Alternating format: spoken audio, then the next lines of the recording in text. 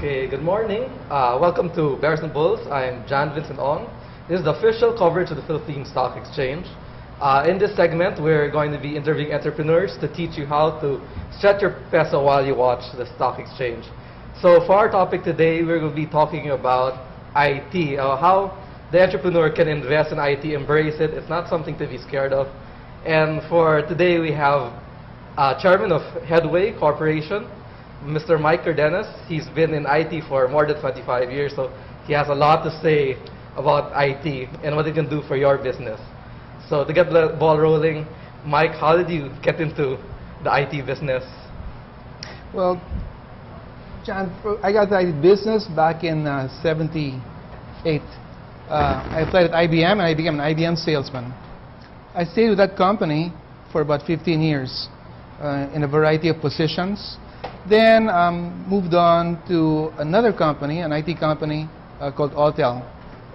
This company in the Philippines took care of all the retail banking systems.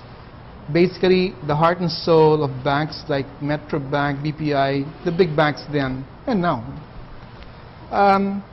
After a while, after working for 25 years in that industry, I figured it's something that maybe I should start doing things on my own. And that's how I got into IT. Okay, great. But I mean, what was the big decision to leap into this? Like, I can finally do this. What most of you are going to find is that when you work for corporations, there will be cycles in your career where you're the hero and you're in the doghouse, and so on and so forth. My cycling was about every 5 years.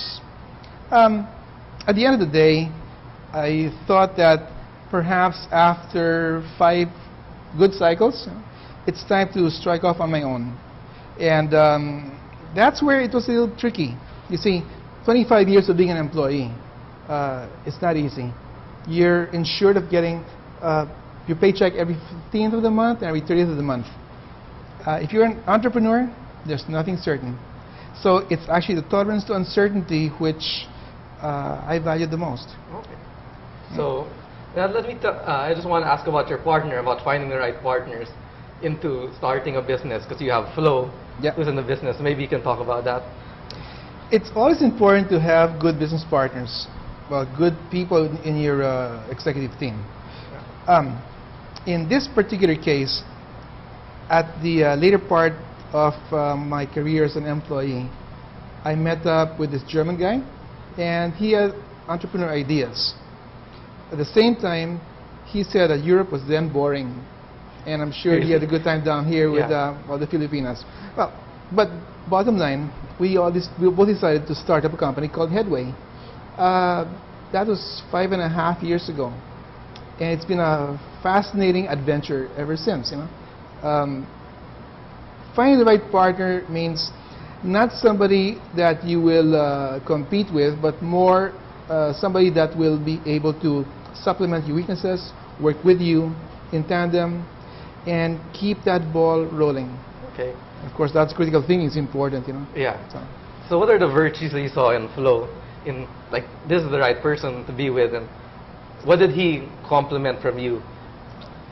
Flo is still able, by the way, to take ideas all the way down to their core level. Most of us, there are so many people who are intelligent. I'm sure most people are more intelligent than I am. The challenge we have here in the Philippines is that our education system and the whole structure boxes us to think up to a certain level and then let it be. Well, what I find with many foreigners is that they have critical thinking bred in from grade school. In this particular individual, my business partner, he had the ability to actually take it down to a very deep level where you did not fear that you were just jumping off the deep end without knowing what's out there. And so when we embarked on a project like Headway, it was still a project back then, now it's a corporation, we knew exactly where we were going. So what exactly was Project Headway?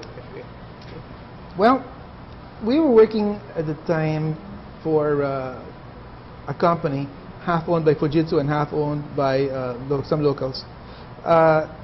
And the objective was to go public. Now, at that point in time, the product line we were using was a dying product line. It was going to be taken over by a technology called VoIP. So profitability was going down. The mission then was for me to maximize profitability and revenues from that product line while we prepare for the next product line.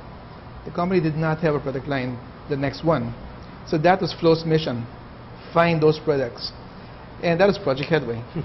Now, Project Headway was fun because he did all the fun stuff. At the same time, of course, providing me with measurements to run the current business. Long story short,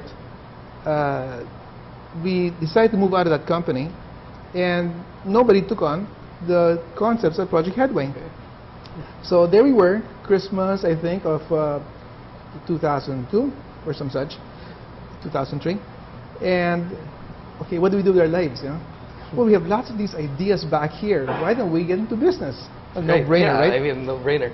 Oh, so we decided to do it. But then, like most entrepreneurs, there's so many ideas. Yeah. So we had to start prioritizing which ones first and what are the pitfalls and so on. So what were the, I mean, how did you whittle it down into? We looked at the market. We looked at our ability to talk to the people around us and the people who are interested in us. And we chose those projects, those ideas based on that. And sure enough, we were able to sell. You see, as an entrepreneur, you have to get business rolling fast. And it takes time to get credibility and so on and so forth. So you want to put your best foot forward. Yeah. What we liked doing was solving business problems. And so what was the first project that you got into? That you saw there was a market in it, and that this is a good start for Headway as a company, not just as a project? Well, I'd like to say that it's a great idea, but like great ideas, it seemed good at the time. Yeah. It did not really take off. It was called mobile payments and payments. But this was for business to business. Yeah. And so, say you were an oil company and you sold gasoline to gas stations. These days, you got to pay cash, or you have to put money as deposit, and so on and so forth. We figured out that there's a way of doing this where using interbank funds transfer, you can trigger a transfer upon the acceptance of the tanker truck from a cell phone. Take note, back then, cell phones literally were texting. You did not have the nice menus and all that. Nothing fancy, just... And so we tried to push this product, and push, and push, and push. For 2 years we pushed the product, and one thing we learned is... that's their entrepreneurial spirit, I guess. It's very difficult to get established corporations with their established accounting procedures to change their ways. In this particular case, what they would have done was they would have eliminated checks altogether in place of printouts. It would have been quicker and so on. Anyway, it didn't work. So now we were faced with, what the hell do we do? And that's when we went back and said, we still have all these talents within the company. Perhaps we should explore the talents and see where they will go. And that's when we developed a service for a bank. Okay. And this what bank is this, if you can say? Yeah, I think I can say it's Lorenzo Tan's bank. Okay. It's RCBC. Okay. Although at the time, he still was not hired at the time. And the challenge, the business problem was they wanted to get high net worth individuals. But the problem was the branch people were tied to the branch.